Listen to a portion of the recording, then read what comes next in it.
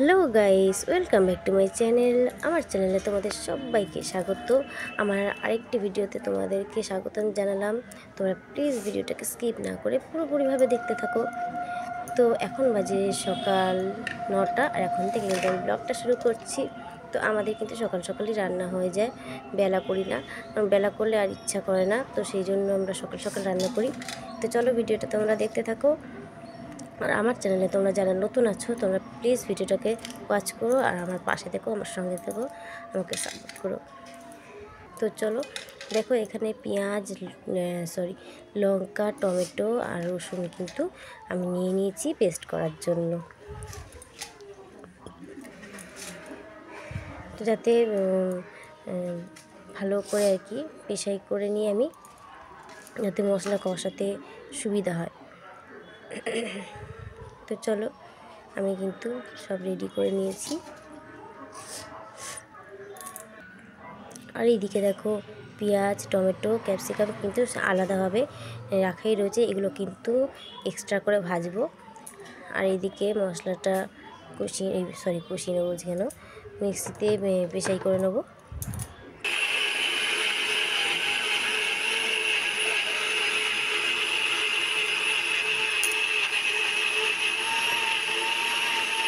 তো আজকে কিন্তু সানডে স্পেশাল। তো সানডের দিনকে কোনো নিরামিষ তরকারি খেতে ইচ্ছে করে না, তো সেই জন্য অল্প করে মাংস নিয়ে আসা হয়েছে। মাংসটা কিন্তু ধুয়ে রাখা হয়েছে।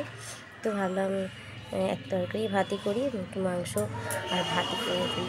তো সেই জন্য কিন্তু মাংসটা নিয়ে আসা হয়েছে। আর ছেলেও অনেক দিন ধরে মাংস করছিল, তো সেই জন্যই স্পেশালি ওর জন্যই মাংস নিয়ে আসা হয়েছে। তো এখানে মশলাটা রেডি হয়ে গেছে, আর এখানে কিন্তু লঙ্কার গুঁড়ো, আদা, জিরে গুঁড়ো সবই কিন্তু আমি দিয়ে দিয়েছি। আর এদিকে কিন্তু আমি কড়াই বসিয়ে দিয়েছি, আর কড়াইয়ের তেলও কিন্তু গরম হয়ে গেছে। আর এখানে কিন্তু আমি জিরেও দিয়ে দিয়েছি। আর তারপরে কিন্তু জিরেটা হয়ে যাওয়ার পর কিন্তু আমি তেজপাতা ফোড়ন দিয়ে দিলাম। আর তারপরে কিন্তু পেঁয়াজগুলো ভাজার জন্য দিয়ে দিচ্ছি। হালকা নুন হলুদ দিয়ে কিন্তু আমি পেঁয়াজটা ভেজে নেব।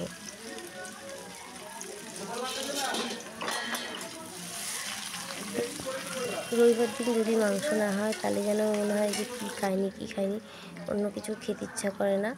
তো সেই জন্য মাছ না হলে মাংস, এই দুটোর মধ্যে যে কোনো একটাই হয় রবিবার দিনকে।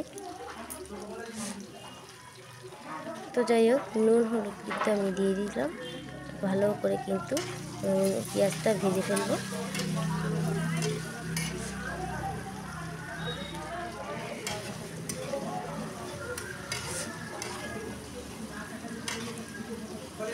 আর তারপরে কিন্তু পেঁয়াজটা দেখো ভাজা হয়ে গেছে, একটু লাল লাল করে ভেজে নিয়েছি।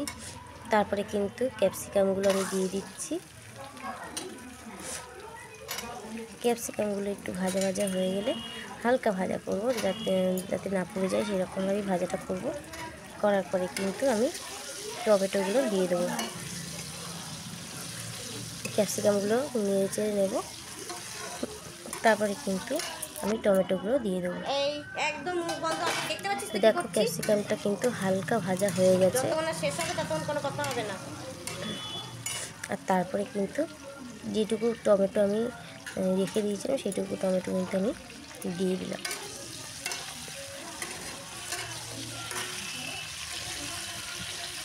তো দেখো, আমার কিন্তু রেডি হয়ে গেছে। টমেটোটাও কিন্তু একদম নরম হয়ে গেছে, গলে গেছে। আর তারপরে যে মশলাটা আমি বানিয়ে দিলাম, সেটা কিন্তু আমি দিয়ে দিলাম। ভালো করে কিন্তু আমি মশলাটা কষিয়ে নেব। আর যত কষাবে তত কিন্তু টেস্টটা ভালো হবে। আর এদিকে দেখো, আমার হাজব্যান্ড কিন্তু মাংসটা মাখাচ্ছে। সেদিনকে কিন্তু আমি তোমাদের মাংস মাখানোটা দেখাতে পারিনি, কারণ আমি বলেইছিলাম যে আমি বেরিয়েছিলাম, তো সেই জন্য দেখাতে পারিনি।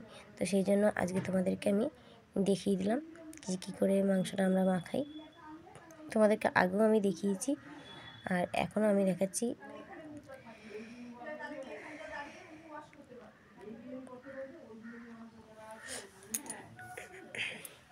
আর আগে কিন্তু আমরা কী যেন বলে, নামটা ভুলে যাচ্ছি আমি, নামটাই আমি ভুলে যাচ্ছি। যাই হোক, গোলমরিচের গুঁড়ো আগে কিন্তু দিতাম না। তো আমি তোমাদের নামটা কিন্তু ভুলে যাচ্ছি। লাল যে গুঁড়ো লঙ্কাটার নামটা, সরি কাশ্মীরি লঙ্কার গুঁড়ো, যাই হোক ভুলেই গেছিলাম আমি। তো এটা কিন্তু আগে আমরা দিতাম না, তো এখন আমরা কিন্তু এটা দিই। তো যাই হোক, মশলাটা কিন্তু আমাদের ভালো করে কষানো হয়ে এসছে। তারপরে কিন্তু মাংসটা আমরা মাখানো যে মাংসটা আমি কিন্তু 8 ঘন্টার মতো রেখে দিয়েছিলাম। তো সেই জন্য যাই হোক, মাংসটা কিন্তু আমি দিয়ে দিয়েছি।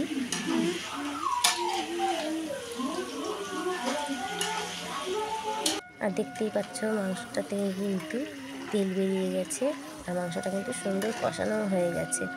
আর দেখো, এক হাতে ক্যামেরা করছি আর এক হাতে বারবার করে নাড়তে নাড়তে কিন্তু ঘুরে যাচ্ছে। তো যাই হোক, আমার ভিডিওটা কেমন লাগলো কমেন্টে জানিও। টাটা।